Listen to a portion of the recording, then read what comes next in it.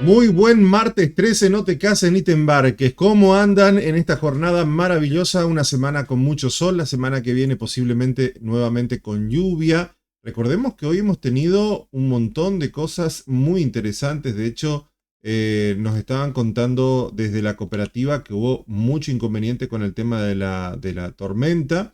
Y justamente vamos a ver si podemos compartir una de las palabras de Musalski, que bueno, compartía e informaba sobre esta situación, sobre lo difícil que fue para la Hemos sufrido, cooperativa. Ahora sí lo puedo preparar para que lo puedan ver. Lo difícil que fue para la cooperativa y también para EMSA, gente, porque en todos lados se vivió una situación muy complicada con la tormenta, que fue muchísimo más fuerte de lo que nosotros nos esperábamos. Creo que nadie se imaginaba que íbamos a tener una condición meteorológica tan intensa y bueno, lógicamente hemos nosotros sufrido, vamos a compartir con ustedes las palabras de quien está encargado del área eléctrica de nuestro municipio para que nos explique puntualmente qué fue lo que pasó y cuáles son las medidas que se tomaron.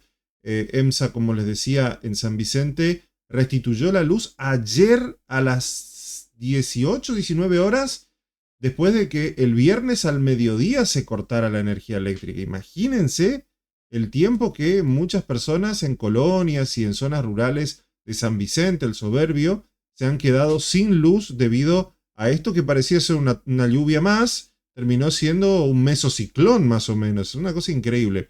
Gracias a Mirada Local, por supuesto, por este material en donde bueno, nos explican la situación de 2 de mayo y de la región con respecto a esta tormenta. A ver qué decía Musalki. una fuerte catástrofe, como lo habrán sentido muchos en sus casas. Esto afectó la línea en gran medida. Es un fenómeno que prácticamente generalizó todo 2 de mayo y varias otras localidades. Y a nosotros nos afectó en forma dispersa, digamos, muchos lugares. En particular, las líneas troncales de Saltito fueron afectados en una zona que abarca más o menos unos 10 postes caídos, digamos, recostados contra árboles o con árboles encima o con conductores cortados. Eh, y después la línea de Escuela 9, la línea de la Ruta 211. En Escuela 9 cayó un eucalipto arriba, cayeron postes.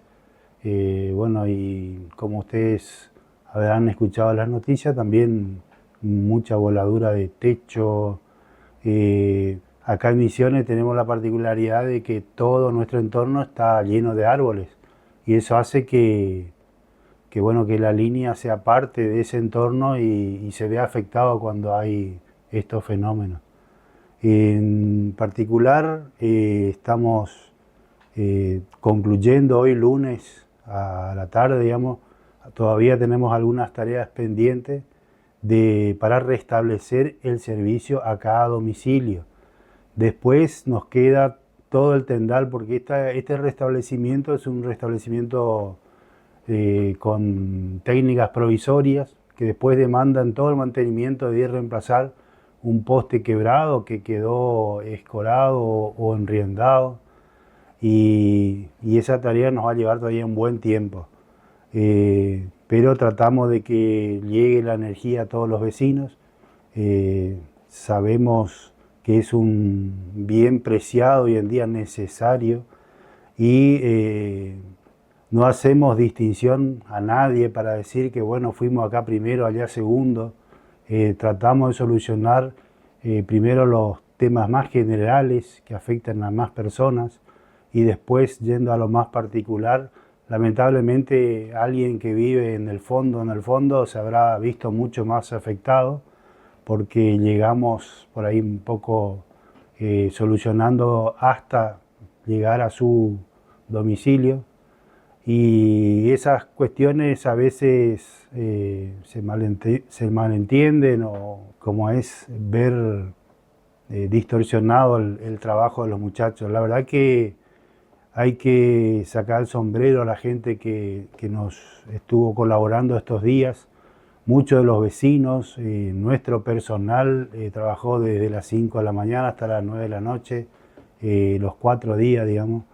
Y Trabajar en esas condiciones es bastante complicado, trabajar con energía es un poco más, así que vaya el agradecimiento a todo el personal y la gente que estuvo haciendo apoyo también, digamos. Muchos vecinos también nos dieron una mano porque limpiaban el sendero, digamos, limpiaban a veces los árboles caídos. Eh, y bueno, así estamos. Esperemos ir normalizando todas las situaciones y tratar de mejorar un poquito el servicio. Bueno, ahí escuchábamos a Musalki que, bueno, nos explicaba las pericias que tuvieron que realizar para poder restituir la energía eléctrica en nuestro municipio. Y bueno, también se hacía eco de lo que fue y de lo que nosotros les mostrábamos en San Vicente, 2 de Mayo y otros lugares donde claramente esta tormenta fue peor de lo que nos habíamos imaginado. Hay un dato que me lo comentó hace ya un tiempo atrás una persona muy entendida en esta área, de que, lo mencioné también en este programa en varias ocasiones, las tormentas van a ser cada vez más intensas, es decir, va a haber menos intensidad, menos cantidad de lluvia, pero cuando caiga va a ser muy intensa. ¿Y eso qué va a provocar?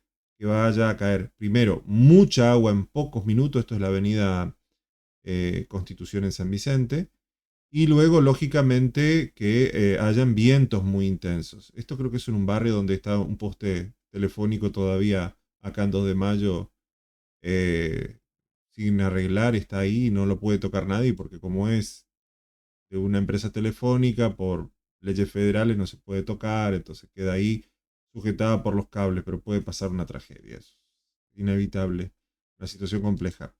Y bueno, también acá hemos tenido las voladuras de algunos techos acá en 2 de Mayo, viviendas que estaban ahí en el 45, 44, han sufrido distintas situaciones.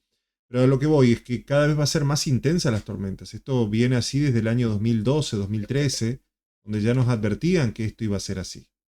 En 2014 ustedes recordarán cómo se inundó todo 2 de mayo, el 1 de enero, si no me equivoco, era que después de Navidad, Año Nuevo, que llovió muy intensamente, que prácticamente inundó el Parque Sur.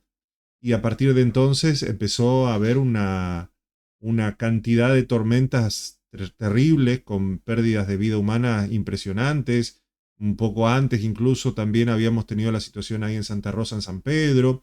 Hace muy poquito tiempo también entre 2 de Mayo y Salto Encantado también tuvimos una tormenta que nos dejó varias horas, creo que un día y medio sin luz también. Y las instalaciones eléctricas de a poco, o sea, lo que es las conexiones y ramales, van a tener que de a poco ir adaptándose a postes de cemento, pero los costos son muy altos. Las distancias son muy grandes y los costos son muy altos. Entonces, bueno, de a poco se va tratando de reemplazar los postes, de a poco se va tratando de mejorar, pero es complejo, es muy complejo. Por eso siempre se agradece la paciencia de la gente, porque bueno, esperemos que con el tiempo se pueda ir solucionando todo esto y de a poco quede como un mal recuerdo. Y si hay tormenta, que no nos preocupemos tanto. Es inevitable. Vamos a una tragedia que lamentablemente ocurrió en la localidad de San Pedro. Un tractor perdió el control en un barranco. Esto es en Cruce Cabaleiro, a 200 metros de la Ruta Nacional 14, en el kilómetro 1071, ex 1271, no, actual 1071, en el municipio de San Pedro. Las víctimas fueron identificadas como Lisandro dos Santos y María Espíndola, quienes se encontraban trabajando en el lugar. Fallecieron tras quedarse atrapados bajo un tractor agrícola marca Valmet que, bueno, todavía se está investigando, se cree que perdió el control. El mismo ocurrió a las 11 de la mañana de ayer. Fue reportado inmediatamente por los vecinos de la zona, que cuando llegó el personal de la comisaría de Tobuna, dependientes de la unidad regional cuarta, los peritos de la policía científica y demás, pues ya no podían hacer más nada, ya estaban fallecidos ambos. El tractor acá, así como lo vemos, en la parte inferior derecha hay un cerro donde se encuentra esta manguerita acá, si no sé si la llegan a apreciar bien, en la parte donde se encuentra la rueda derecha. Acá hay un cerrito, el tractor como que volcó y había una señora abajo más el hombre que iba sobre el tractor. Y terminaron de esta manera. Durísimo. O sea, una cosa de un segundo, ¿eh? Vos estás ahí, de golpe cayó y chau. O sea, es una cosa increíble. Muy fuerte. Ya ocurrió varias veces esto. Estos accidentes que lamentablemente se dan con estos tractores de la época, ¿no? Tractores de los años 70 que no tienen barras antivuelco, que no están acondicionados para este tipo de geografía. Realmente ningún tractor está en condiciones de funcionar en nuestro tipo de suelo. Hasta ahora, gracias a la pericia de nuestros productores, no han ocurrido situaciones más trágicas.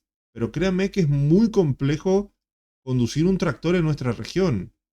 Estos tractores están hechos para superficies completamente planas. No están preparados para este tipo de geografía. Y aún así se las ingeniaron para que estos tractores, desde los años 70, 60, funcionen a pleno e incluso si falta un repuesto, los reemplacen con producción propia, porque ya no se fabrican más los repuestos de muchos de estos tractores. Salvo que traigan alguno de Brasil o algún repuesto, algún tractor, pero por lo general los propios productores son los que fabrican los repuestos de estos tractores. Es impresionante lo que es la vida de la chacra, lo sacrificada que es. No dimensionamos todavía lo tremendo que es vivir en la chacra. Por eso hay tanto éxodo rural, lamentablemente.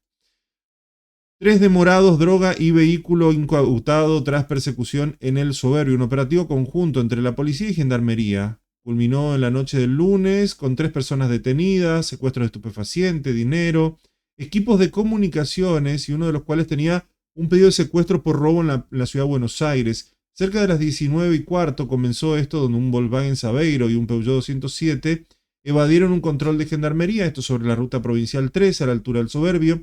La Fuerza Federal alertó a la policía, quien desplegó un operativo cerrojo en coordinación con la división del Comando Radioeléctrico, y en una rápida acción los vehículos fueron interpretados en la zona del barrio Hospital.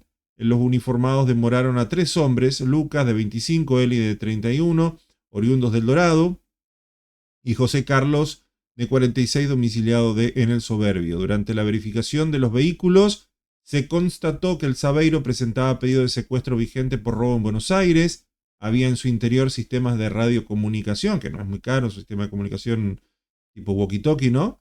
Y el conductor, Lucas, fue detenido por atentado y resistencia a la autoridad y tenencia de vehículo producto de un delito. Encima se resistió todavía que lo detengan. Bueno, lógicamente el 207 también encontraron un sistema de comunicación, varios teléfonos celulares, 3 cédulas de identificación, dinero en efectivo.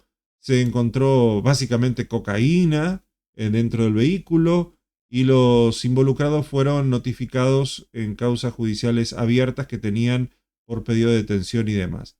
No entendemos muy bien porque capaz lo que tenían lo fueron tirando, pero estos son los vehículos detenidos y acá está el sistema de comunicación que disponían. Es raro lo que está pasando en el interior de la provincia de Misiones. Es una constante que estamos empezando a tener.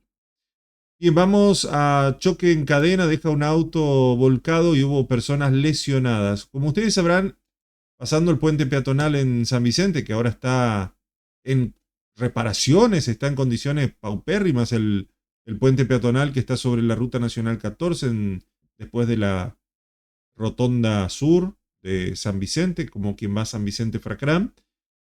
Ese puente peatonal está detonado, no sé si porque alguien lo chocó por paso de los años, pero ya es imposible incluso cruzarlo. Más hacia el lado de la terminal de colectivos hay un semáforo, lo que vendría a ser acceso a Barrio Hermoso y demás, hay un semáforo. En ese lugar, como hay un semáforo, te tenés que detener, o sea, no hay mucho misterio. Bueno, alguien parece ser que venía mirando la luna, aunque era de día, y a las 15:35 un vehículo impactó y ese otro impactó al otro y terminó volcando. Claro, no sé si eran de la zona o no. Una camioneta Ford Ranger conducida por un joven de 26 años, identificado como Matías, quien resultó ileso, impactó por detrás a un Renault Speedway manejado por Román de 63 años y a consecuencia de este impacto golpean un Chevrolet Onix Joy que está justamente más acá adelante en la imagen, que se encontraba detenido en un semáforo en rojo. La Renault Speedway, que tenía de acompañante a Liliana de 50 años, termina volcando producto del impacto.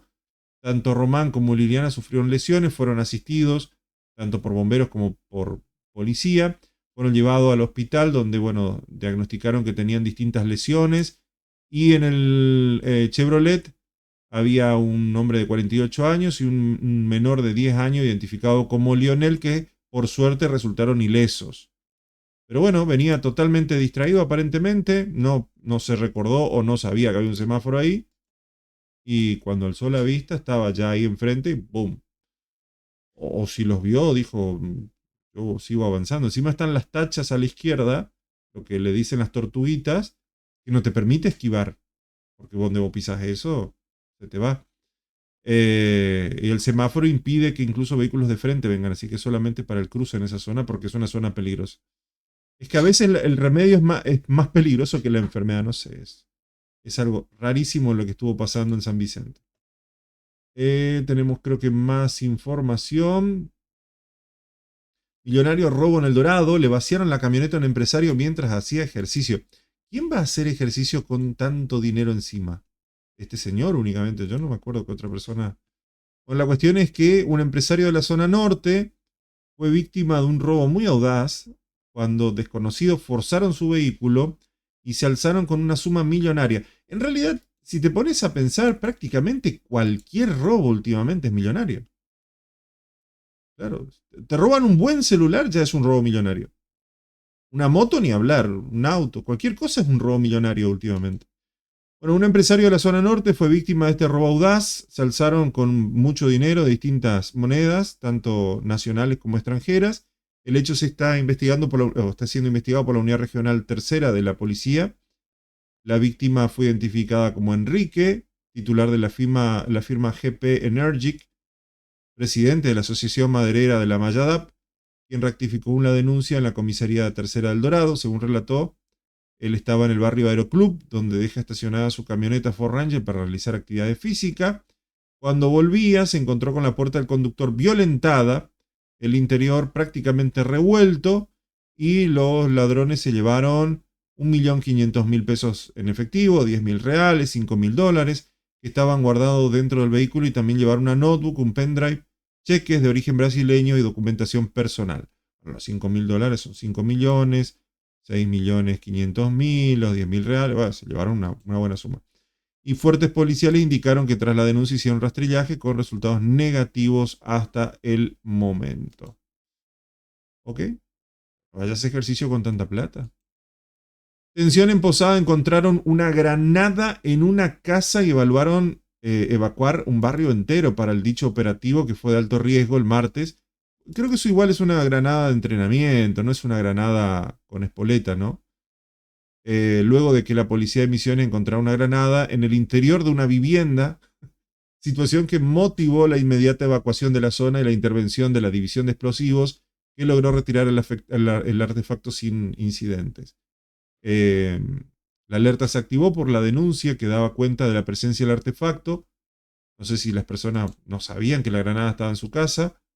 Fue encontrada dentro de la vivienda y se le atribuye a un hombre de 29 años que estaba bajo custodia en la comisaría décima. O sea, él ya estaba detenido por delitos contra la propiedad, y vecinos del lugar advirtieron que en los últimos movimientos sospechosos había en el lugar, y eso aportó datos. Y recién a las 17:30, efectivos del cuerpo bombero lograron extraer el artefacto de manera segura. El perímetro fue liberado y la circulación volvió a la normalidad.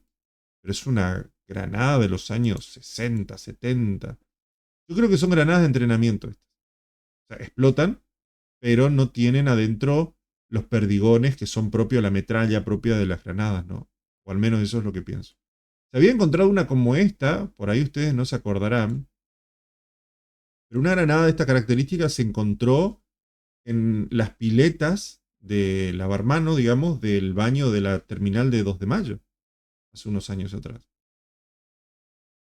Fueron tempranito a la mañana a querer lavarse las manos un pasajero en colectivo, y cuando fue a abrir la pileta había una granada por la cara. Y los bomberos y la policía asistieron al lugar y bueno, lograron retirar el objeto sin que explote. Pero eran granadas de entrenamiento que se utilizan para la gente del ejército. Esta es una historia un poco más fuerte y tiene que ver con esto. Una familia pide ayuda para solventar los gastos de la recuperación de padre e hijo atropellados por un conductor borracho sobre la avenida 213. Acá tenemos un audio de Red Ciudadana, a ver qué nos pueden contar sobre la situación de esta mujer, Carolina. Contaba y pedía ayuda para Gabriel y su bebé porque sufrieron graves traumatismos. A ver. Bueno, 10 de la mañana, 28 minutos. Vamos a hablar con una madre, con una esposa que está necesitando ayuda. Qué mal se escucha. Hoy. El tema es que el 9 de mayo, a las 19 horas más o menos, una persona que según dice estaba alcoholizada a gran velocidad, lo que iba por avenida 213, se lleva por delante a su bebé y al papá de su bebé. Bueno, no lo voy a seguir escuchando porque se escucha muy mal, pero mejórenlo al audio, muchachos. Bueno, la cuestión es que un grave incidente se vio donde esta familia sufrieron las consecuencias del alcohol porque un conductor en estado de ebriedad con 0,99 gramos por litro de sangre atropelló a Gabriel y a su pequeño hijo mientras iban en moto hacia su lugar, ubicado tan solo una cuadra del hecho, en Barrio Porvenir. Bueno, la noticia llegó de la peor manera. Carolina, esposa de Gabriel, madre del bebé, dice, cuando me avisaron, ya el papá de mi hijo estaba muriéndose prácticamente en la ruta tirado y mi bebé también, imagínense, pobre mujer. El estado de salud de ambos es delicado, milagrosamente el bebé evoluciona tras sufrir un traumatismo de cráneo con hundimiento, ojo, Mi bebé, gracias a Dios, es un milagro, está evolucionando. Hoy le despedirán a él porque es muy fuerte, se mueve, se quiere levantar y hoy le despiertan para ver cómo evoluciona el cerebro de él. Impresionante, qué fuerte. Gabriel sufrió una fractura cervical, nos dijeron los médicos que 15 días le tienen que tener en coma inducida, pero no saben cómo van a hacer con la recuperación de él porque es muy grave. Prácticamente no saben si va a volver a caminar. O sea, caminará, pero con muchísima dificultad. Y según testigos, tras el impacto, el conductor intentó huir, él no se dio la fuga porque los vecinos vieron el momento que atropelló y lo arrastró, como una cuadra más o menos lo arrastró, ni siquiera atinó a frenar. Él dobló la entrada para entrar hasta el barrio y salió por otra entrada. Él estaba corriendo, se fue para Garupá. Sin embargo, gracias al rápido accionar de los vecinos, quienes alertaron a las autoridades y aportaron información de este intento de fuga, la policía logró intervenir y detener a este infeliz, porque otras palabras no hay, donde, bueno, Carolina ahora necesita apoyo económico porque, bueno, quieren poner un abogado, son gente humilde, no son gente con dinero. Y acá está el hombre detenido que por tomar un poquito de más, qué sé yo, gente, esto es una constante. Acá en 2 de mayo, en San Vicente, en Posadas, hay algo que está muy mal en la manera de conducir. Todos creen que saben conducir y nadie sabe conducir. Nadie sabe conducir. Nadie. Ni yo. Nadie. O sea, nosotros tratamos de cumplir las normas, respetar los semáforos, de ir despacio, pero siempre hay alguien apurado, siempre hay alguien que quiere aparentar que está ocupado haciendo maniobras extrañas, diciendo, no, tengo poco tiempo, soy un empresario, soy una persona importante, o simplemente alguien que quiere probar el vehículo y en moto también he visto acá en la avenida del Colono hacer maniobras, cruzarse. No entiendo, sinceramente no entiendo qué nos pasa, qué es lo que te pasa, porque, vuelvo a insistir, esto es un mensaje personal a quien esté escuchando. Misiones cierra su campaña de tabaco con los mayores números registrados en los últimos años. Misiones una campaña muy buena con 33 millones de kilos acopiados. El acopio del 2025 del tabaco Burley superó ampliamente los registros de años anteriores. Las condiciones climatológicas, la reducción del desvío de producción hacia canales informales. A ver, esto es muy importante aclararlo. El tabaco hoy vale más entregarlo en Argentina que en Brasil, o está casi en las mismas condiciones. Cuando el tabaco valía más en Brasil, no hay cómo frenarlo. Es imposible frenar las fronteras. Así que decidieron prácticamente entregarlo en los puntos de acopio y el Burley, por lo menos hasta la fecha, ya acopió 33 millones de kilos. El más alto. En buena perspectiva, por lo menos. hasta fines de mayo, creo que es el acopio, si no me equivoco. Y bueno, desde el Ministerio del Agro y la Producción resaltaron lo que es el desarrollo y el compromiso asumido por parte de las cooperativas y empresas y productores de toda la provincia que están habilitadas para la entrega de esta producción. Y vamos a ver, ¿no? Porque lógicamente este alto volumen tiene más que nada que ver con que ahora es más rentable entregar el producto en Misiones o en Argentina que en años anteriores, ¿no? Las condiciones climáticas también fueron favorables para la producción de tabaco al menos, y eso hizo que haya más producción, pero por sobre todas las cosas, más calidad. Ojo al dato. Es decir, tenemos 33 millones, pero gran mayoría es de primera. La gran mayoría. Después tenés algunas de segunda, pero gran mayoría de primera. Entonces es un tabaco que vale, que rinde, interesa, y por ende se paga mejor. Hay mucha vuelta que darle, ¿no? Si se hacen las cosas bien y las condiciones están dadas, siempre va a haber buen negocio. Bueno, volvemos al soberbio porque se estuvo entregando títulos de propiedad. Se benefician a 60 familias que hace mucho estaban esperando en el playón deportivo del barrio Bellavista. Un total de 67 familias en zonas rurales y urbanas recibieron esta semana títulos de propiedad. Los beneficiarios accedieron formalmente a la titularidad de sus terrenos como parte del minucioso proceso de regularización dominial encarado por el Instituto Provincial de Desarrollo Habitacional para la comuna. 43 corresponden a habitantes de zona urbana, mientras que otras 150 familias ya fueron beneficiadas anteriormente en el sector. Y bueno, lógicamente hay otros más de las zonas rurales que ya están recibiendo el beneficio. ¿Qué más tenemos para contar? Bueno, rescatan un oso hormiguero. Esto me parece increíble porque hay muchísimos osos hormigueros que los tienen de mascotas. Muchísimos animales exóticos que lo tienen de mascota, y este animal tenía lesiones en sus patas. Tras ponerlo a resguardo por parte de la División Especial de la Policía, fue llevado dentro del rescate animal Huana, en Salto Encantado. El lunes la Policía de Misiones fue requerida por el dueño de una chacra en Panambí. Observó que este oso hormiguero ingresó a su terreno, intentó agredir a sus animales domésticos para defenderse, y tras constatar que era un animal silvestre lo resguardaron. Bien por el dueño de la vivienda. Otras personas van y matan al animal, lo tiran y no informan nada. En cambio, estas personas, conscientes de lo importante que son estos animales para nuestro ecosistema, avisan a las autoridades, lo rescatan, lo recuperan y nuevamente lo ponen en nuestra querida selva misionera como corresponde. Pelea en la placita. Dios mío, lo que fue la pelea en la placita. A mí me mandaron unos videos vistos desde arriba, en primera persona. Había como 30 filmaciones de lo que fue el día A. ¿Qué día fue? ¿Domingo? Creo que fue el domingo o el lunes a la noche, no sé. La cuestión es que el referente del mercado modelo, María Eva Duarte, habló sobre los demás intentos, y esto se nos afecta mucho porque estamos muy enojados con lo sucedido.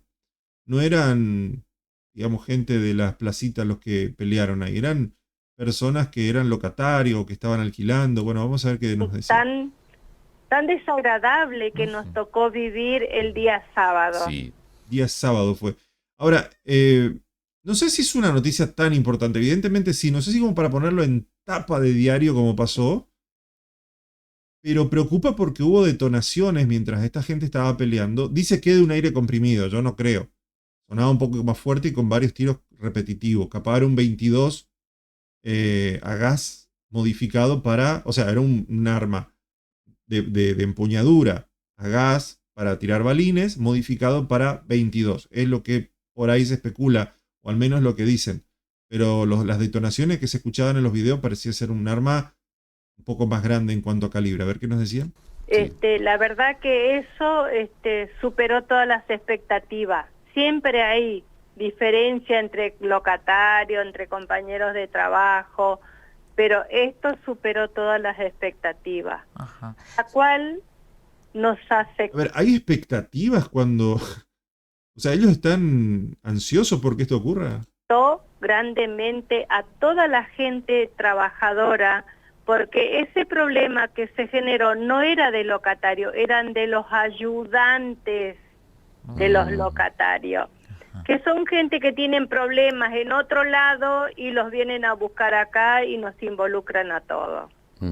Entonces, ¿quiénes fueron específicamente? A ver, ayudante, gente que es la que Eh, lleva la mercadería. Exactamente, son secretarios de algunos locales.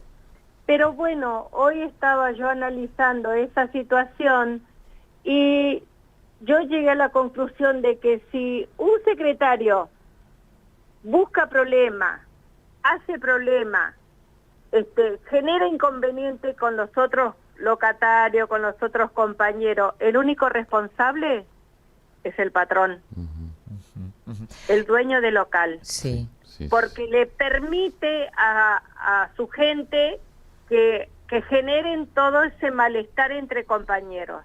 sí. Yo siempre digo, la culpa no tiene el chancho, sino quien se lo da de comer. Y eso es lo que pasó ahí. Ujú. Pero esto ya viene caminando, porque en enero también yo no estaba, pero hubo esos problemas. Pero también pasa otra cosa. ¿Por qué suceden estas cosas en el mercado modelo? Porque las autoridades no toman carta en el asunto. Ujú, ujú. María Eva, ¿no tenés temor de que dejen de ir los habituales clientes por temor que podría afectar también la imagen de la placita? Obvio, te juro, hoy por todos lados que anduve, todo el mundo me preguntaba. Siento vergüenza ajena de que todo me pregunte, che, ¿qué está pasando en la placita? ¿Qué está pasando en tu placita? Obvio que nos afectó y por eso estamos, la gente de bien, estamos todos muy enojados. Sí. Nos afecta. Quiero mostrarle, a ver si justo estaba, perdón si se vio a otra cosa, quería ver si puedo compartir con ustedes los incidentes vistos desde otra cámara, que es esta, desde arriba. Comparto esta porque no se vio mucho esta, la otra es mucho mejor en primera persona, pero esta desde arriba, ¿no?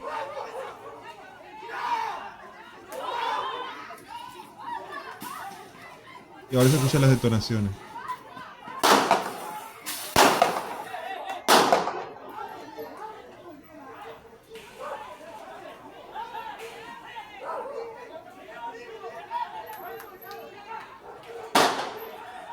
Fueron varias, como ven, fueron varias detonaciones, ¿no? Esto fue filmado desde una casa más arriba y bueno, la imagen más difundida es esta que aparece en esta transmisión donde se puede ver De todas las formas el accionar desde posibles. abajo, ¿no? Primero porque los ciudadanos no van a querer volver a la placita.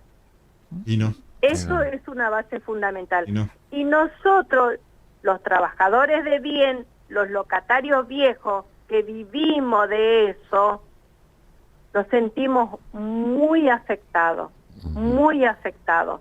Así que yo le quiero decir a la sociedad que hoy intervinieron todas las autoridades que nosotros convocamos. Ujú. Han ido secretario de gobierno, ha ido como el director descentralizada, ha estado la administración, han estado todos Ujú. para enterarse bien y nosotros los locatarios les pedimos y les exigimos que tomen carta en el asunto. Bueno, incluso comenzó unos minutos antes todo esto, ahí una pelea interna en los pasillos, cuando ya estaban cerrando los locales, ya estaba cerrando los locales, había muchos locales cerrados. Pero bueno, la seguridad y la tranquilidad que uno por ahí antes tenía al recorrer la placita, que es un lugar calmo, ¿qué necesita señor? ¿Qué necesita señora? Un lugar tranquilo, hoy se convierte en un lugar peligroso. Un lugar que está muy alejado de todo, que, qué sé yo, la sensación que te deja es que es peligroso. Es peligroso estar ahí ahora. Eso es lo que ella manifiesta, ¿no? La preocupación de cómo lo van a tomar ahora quienes comúnmente van a hacer compras en el lugar. Capacitaron a las fuerzas de seguridad, hablando de todo un poco, por el tema de delitos informáticos. Misiones está no atrasada, lo siguiente, muy atrasada. Ustedes recuerdan que la concejal Velázquez, Janina Holland, denunciaron amenazas por distintos números telefónicos donde mostraban armas. Fueron a la unidad regional octava, se abrió ese mismo día que hicieron la denuncia, la división de delitos informáticos, y la respuesta fue: no sabemos quién les escribió ni podemos hacer absolutamente nada. Entonces, hay un área de delito informático, pero de manera práctica no resuelven absolutamente nada. Están 20 años atrasados. En inteligencia artificial, un día que te atrasás, esto es así, un día que te atrasás y no estás informándote, te quedaste muy en el pasado. Un día. Esta gente está estudiando sistemas de investigación de hace 10 años atrás. Supongo yo que quienes están en posadas capaz están más al día. Y para eso realizan estas charlas, para ponerlos al día. Pero de alguna manera siento que siempre están un poquito por detrás. Mientras se están sacando la foto, ya perdieron tiempo. Esto es algo... La carrera informática es impresionante. La mayoría de los delitos los cometen, aparte de que son criminales, lógicamente, de acá de la provincia, o de Corrientes, o de Buenos Aires, o Córdoba. La gran mayoría de las estafas que estamos recibiendo son de India.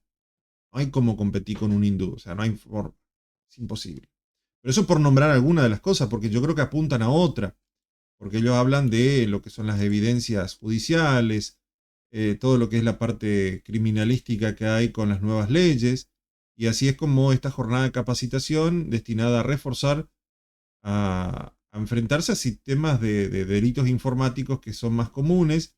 Espejo Chubut es uno de los programas o las herramientas que permiten almacenar evidencias digital de manera segura y trazable para la utilización en procesos judiciales. Es uno de los temas que se estuvo tratando ahí con la capacitación que estuvo encargada o encabezada por el juez de instrucción de Iguazú, Martín Brites, el fiscal de especialización de ciberdelitos, Juan Pablo Espeche, y el doctor Federico Luis Viré Bermán, que representan a la Procuración General, que también participaron con otros encargados de dar su testimonio y también su formación y capacitación para las fuerzas de seguridad aquí en la provincia de Misiones. Insisto, estamos muy atrasados, muy atrasados.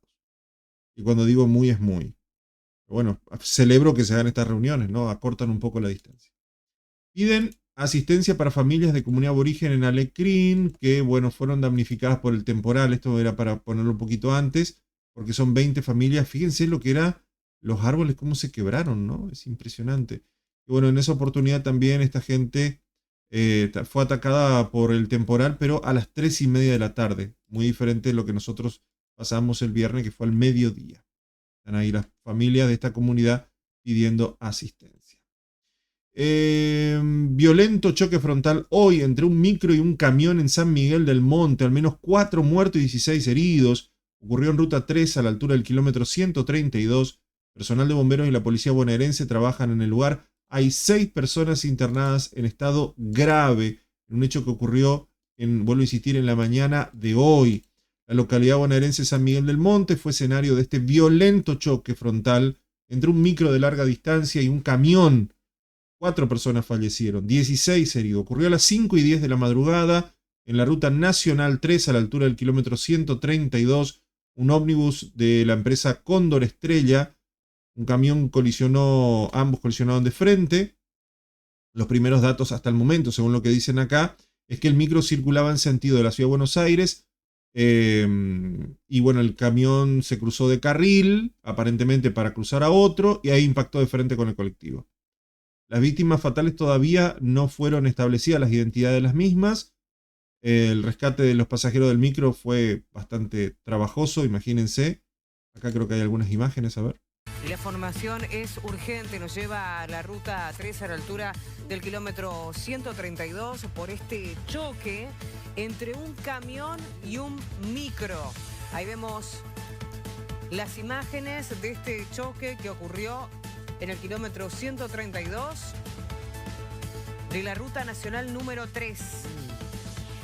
4 muertos están informando como resultado de este choque, reitero, entre un camión y un micro, ruta 3, en el kilómetro 132 a la altura de San Miguel del Monte. Hay corte total de la circulación, está trabajando bomberos, ambulancias locales, rescatando personas. Hay varios heridos. Tremendo, tremendo, tremendo. Y el laburo incansable de nuestros bomberos voluntarios, ¿no? Que siempre valen la pena. El colectivo iban 50 personas, iban. Más de 50 personas fueron trasladadas al hospital según pudo informarse.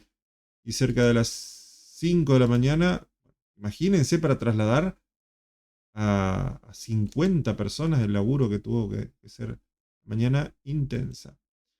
Bueno, después de las elecciones en Argentina, como ustedes sabrán, este domingo hubo elecciones donde prácticamente la Libertad Avanza y otros frentes políticos terminaron ganando en San Luis, Chaco y Salta. Y bueno, y esto mejoró en cierta manera el clima de los mercados globales que busca volver a emitir deuda, dicen. El anuncio del acuerdo entre China y Estados Unidos ayudó también a que los bonos locales mantengan una recuperación firme.